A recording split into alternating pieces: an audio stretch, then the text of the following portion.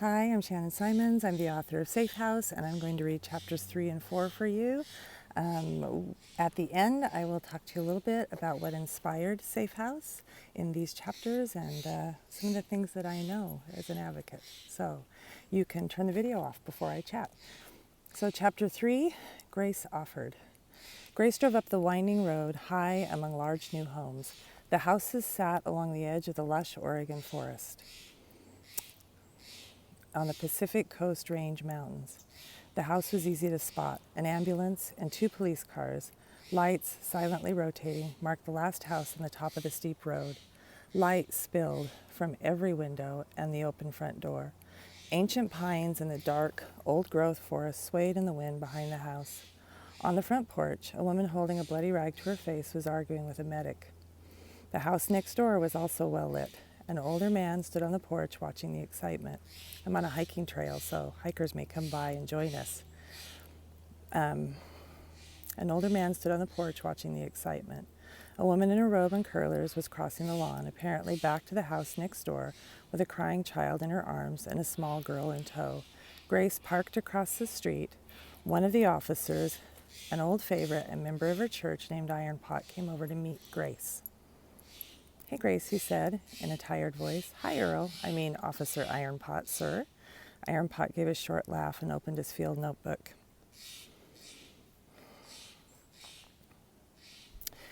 "Do you know Emily Anderson?" Iron Pot asked as he looked through his notes. "I know her from parent-teacher organization meetings, but not as a client." Her 17-year-old daughter Amber called 911 and reported her stepfather Burke Anderson was hitting her mom. Again, emphasis on the again. The dispatcher heard a loud scream in the background and then heard a man yelling at the caller, Amber, before the line went dead. When we arrived, we found the victim, Emily, with a serious head injury. Iron Pot recited the facts to Grace as if he were in court. Grace knew he was already preparing what he would say for the judge in his head. "Where is he, Earl?" she asked, referring to the batterer. Earl knew exactly what she meant. He turned and looked at the dark forest. "He's gone. We're waiting for the county to bring their canine unit before we chase him in the woods at night." Earl scanned the black tree-covered mountaintop. Grace's eyes followed his. "Guns?" Grace asked. "Of course, it's Nickanicum." "He could be anywhere," Grace said, looking at the wooded hillside, and then the expensive home, feeling like taking cover. "What did he do for a living?" "He drives a log truck. He knows the hills, and he comes from money." Grace knew Earl was thinking that meant lawyers and a rough trial. Earl went on. "His family owns the logging company he works for, among other things in the county. According to the victim, his folks bought the house. We can't get her to go in the ambulance. The driver says her excuse is insurance or she doesn't want to pay for the hospital, but I think she needs stitches. We're hoping you can talk her into going to the hospital. I can try, but it's not really about the insurance or the money." Grace smiled at Earl. "Tell me about the children." "There are 3. There's a 17-year-old daughter, Amber, a 7-year-old, Greta, a 9-month-old son, Bjorn. Emily's neighbor, Martha, seems to know the kids and will take care of them if we can get the victim to go to the hospital." A thin teenage girl Grace assumed was Amber left the house and began crossing the lawn to the neighbors, carrying a bottle in one hand and a diaper bag in the other. The girl didn't even look in her mother's direction, Grace noticed.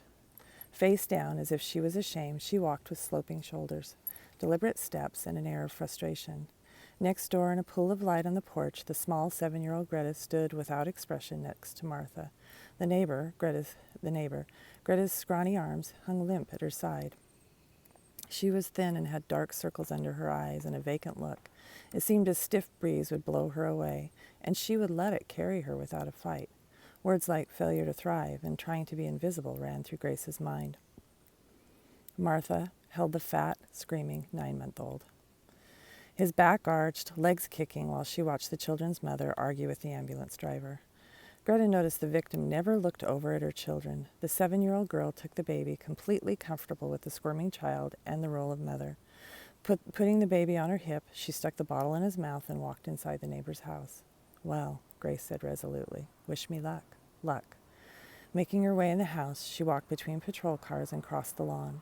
The ambulance driver had a clipboard and was trying to explain to Emily, the victim, that she needed to sign a waiver saying she was refusing services.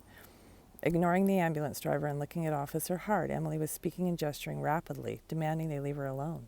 The officer was spitting mad as a young and good-looking The officer she was spitting mad at was young and good-looking. Grace didn't know how anyone could yell at Hart. His name was absolutely appropriate. Seeing Grace, he half smiled, showing dimples, looking grateful for the interruption.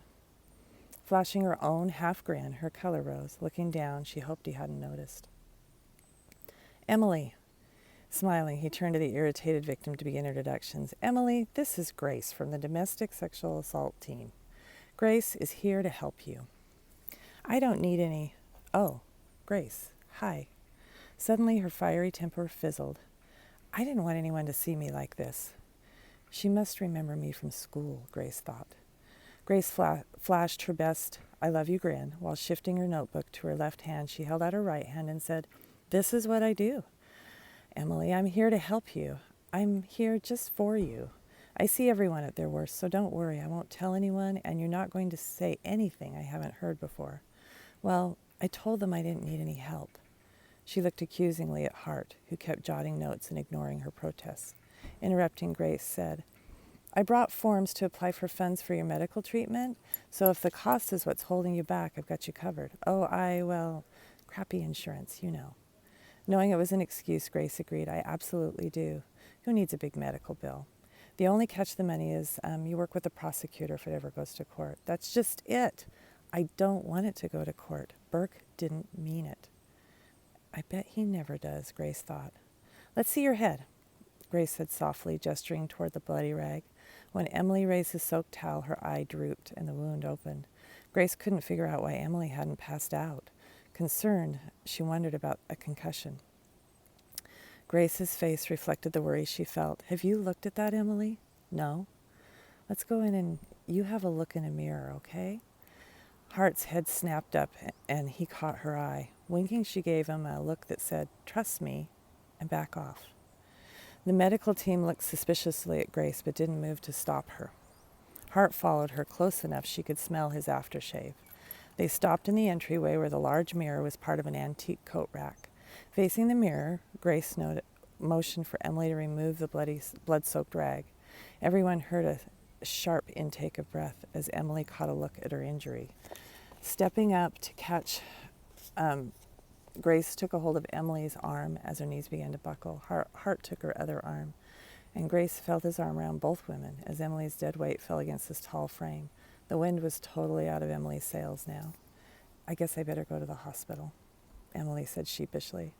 I guess. Grace smiled at Hart. Emily actually gave an uncomfortable laugh. Look, Grace said, the hospital's only a few blocks from here. If you don't want to pay for the ambulance and you're sure you'll be all right, I can drive you. It's just down the hill. Thanks, Emily said.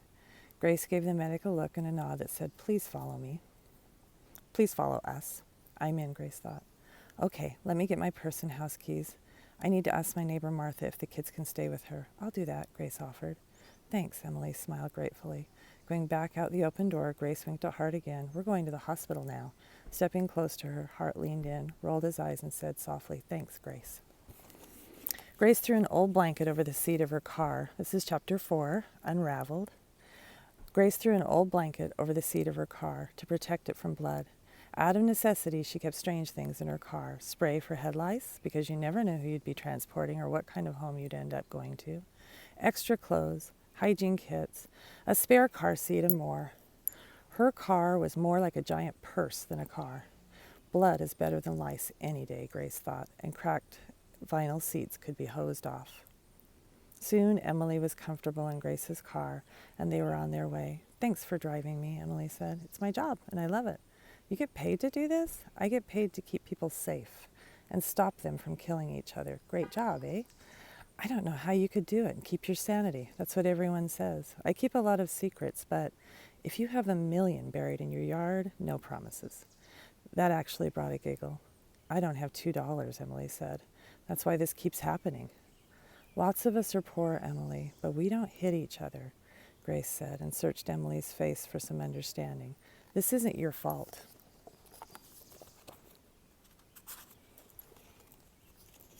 Yes, it is. It was quiet for a moment as the old Jeep rattled down the mountain. Emily looked away and said, "You don't know. I never know when to shut up." "If that was the case," Grace said, laughing, "I'd have been dead years ago. I keep thinking if I just do things better. This," Emily said, pointing at her forehead, "wouldn't happen. Or maybe if he didn't drink. He was drinking, you know." Emily explained, sounding hopeful, like drinking made it all right. "A lot of people drink and they don't hit their spouses," Grace said. "Let me ask you a few questions, okay?" "Is Burke controlling sometimes?" Grace asked. "Ha," Emily let out a sarcastic laugh. "I'll take that as a yes." "Is he jealous?" Grace asked, looking at Emily. "Not just of other men, but of the attention you give your children or your friends or your family?" Emily sat silently, eyes ahead, expressionless. "Go on," Grace asked. "Does he blame everyone for all of his problems?" "No, just me. It's always my fault." "Well, I guess he also blames Amber and Greta. I can't convince him that he's Greta's father," she said quietly. "What was that you were arguing about?" Grace asked. "No." "Was that what you were arguing about?" Grace asked. "No." Emily lied, looking away. Grace decided to avoid the subject for now. She asked, "Does he isolate you?" "No. I can do whatever I want, but if I go to my mother's in California, it causes problems, so I don't. I don't like to fight." "Emily, from what you're telling me, Burke has a problem that's not going to be fixed by you or anything you do. Only Burke can change Burke." Grace watched Emily look at the floor. Emily crossed her legs and folded her arms, silent for a moment. "We'll let the hikers go by, but if you see a bear behind me or a mountain lion, please let me know, if you can." Grace watched Emily look at the floor. Emily crossed her legs and folded her arms, silent for a moment. "I keep thinking I can help him change. If I spent less money, everything would be okay, or maybe if he made more. A lot of people fight about money, Emily. They don't hit each other." "I know, but he's not like this all the time." Looking intently at Grace, she said, "I push his buttons." Sitting back, she waited for Grace to judge her. "How many women do you see like me, like that?" "The national statistic this year is 1 in 4 women have domestic violence issues or intimate partner abuse." "Wow, so many," Emily mumbled, shaking her head. Grace pulled up to the curb by the emergency room and parked. "We're here. Let's go in." "Wait, I don't want you to think I'm weak. I'm not, you know." Turning in her seat, Grace saw Emily's eyes glisten in the dim parking lot light. Sniffing loudly, Emily wiped her eyes and nose in her sleeve and said, I just love him." "I know," Grace said, turning the car off and smiling at Emily, hoping her smile didn't look as sad as it felt. "Once I heard a speaker say that most men who abuse their spouses have very low self-esteem and a tremendous fear of abandonment. They attach themselves to very strong women that have traits they would like to have or exploit. Then we call these women victims." Grace gave Emily a minute to think about what she was saying. Emily nodded almost to herself, and Grace went on. "Most of the victims I've worked with are really great people." Emily wiped the tears on her cheek and then wiped her nose with the back of her hand. "Emily, you're a survivor, and that takes strength. You'll figure this out." Grace looked for the light of understanding in Emily's eyes, knowing she was rushing to get any information to Emily in case they never spoke again. At least Emily stayed in the car, Grace thought. Wanting to validate Emily's experience, Grace needed to show Emily that she could trust her, a total stranger with her darkest, deepest secrets. Grace sighed as she swung open her car door. Emily would be home soon, and Burke would be doing all the talking. Some nights it all felt just a little hopeless. So Grace is doing the work of an advocate, and if you think it's hard to meet people in the worst moments of their lives, imagine being in a place where you're struggling to keep your marriage together. You're blaming yourself for what's happening. You have a partner, maybe they drink, maybe they don't. Maybe there's no reason for their behavior, but you still love them. And a total stranger comes into your house with the police and wants to give you advice about how to live. We get frustrated. Our spouses, the people we minister to in our churches, Our neighbors, they come to us when they're desperate, when there's nothing else they can do, and the ambulance and the police have been called and they say, help me. And then what we want to do is we want to tell them what to do. And if I came to your house and I told you today, okay, pack it in, get all your stuff, get in my car, you can trust me, I'm a good person, I'm going to take you to a shelter and everything is going to be okay. Would you get in the car with me? You know, we think that domestic violence is something that happens to other people. And I hope that's true. I hope it's true. You know, most of us have like one blowout during our marriage, and maybe we're young and we get to pushing or something dumb happens, and we call our pastor or mother or therapist, or we break up. That's the end of it. And it never happens again. But there are 1 in 4 people who have been injured during a domestic violence incident. And what we know is that at one time the statistic was there's 4 major assaults before people even call 911. You know, and in my experience, they call the crisis line before they call 911.